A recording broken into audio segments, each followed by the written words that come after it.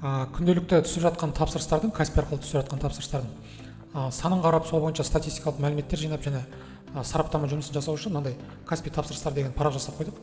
Бұл парақта не көрсетеді? Үстінде дүкен таңдап аласыз, 2-3 дүкен қосуға болады екен, білесіз. Мына жерде күн, бүгін күн автомат түрде шығады, артқа күндерді таңдап қарауға болады. Содан кейін мына жерде оң жақ шетінде жаңарту батырмасы бар. Бұл бүкіл тапсырыстарды Каспиге тікелей байланысып жаңартып шығады. Бұл енді жиі басып қажет жоқ, жиі өзі белгілі бір уақытта жасап тұрады. Астыңғы жақта мынандай карточкалар бар. Бұл жерде осы күні түскен жалпы тапсырыстардың саны, жалпы тапсырыстардың суммасы, бір күнде қанша тауарға тапсырыс берілді, қанша тапсырыстар сәтті аяқталды және қанша тапсырыстар кейін қайтарылды, сол көрсетілген. Асты жағында соңғы 30 күн бойынша сауданың динамикасы көрсетіледі.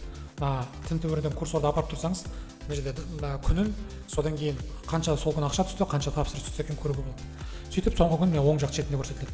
Бұл жерде соңғы 30 күннің мәліметтері сақталып тұрады. Яғни келесі 31-ші күн толған кезде соңғы бір күн өшеді, тағы бір күн мына жаққа қосылып тұрады. Ал енді экранның сол жағында бүгінгі түсіп жатқан тапсырыстарды көре аласыз. Тапсырыстың, Каспидегі тапсырыстың нөмірі, содан кейін статусы, мына жерде тапсырыс не берілген, артикул шығады, бағасы шығады. Мынаны бассаңыз, сіздің дүкеніңізде осы тапсырыс бітіп ашылады. Так, артқа қайтайық. Ал экранның сол жағында мына динамика, сату динамикасына қатысты мәліметтер осы жақта көрсетілген. Яғни соңғы 30 күннің ішінде қандай тауарлар сатылды. Мысалы, мынау шкаф 3 рет сатылыпты, 3 тапсырыс болыпты, жалпы суммасы осындай деген сияқты. Мына жерде мысалы 5-еу сатылған бар екен. Бұл жерде қазір 30 күн көрсетіп тұрған жоқ, өйткені жүйеге біз қосылғанымызға бір апта болды.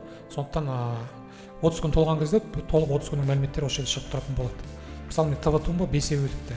Яғни қай тауар әйгілі өтіп жатыр, соны қарап, бақылап, дүкенді басқарушы өзіне қажетті сараптама жасап отыратын мүмкіндігі бар.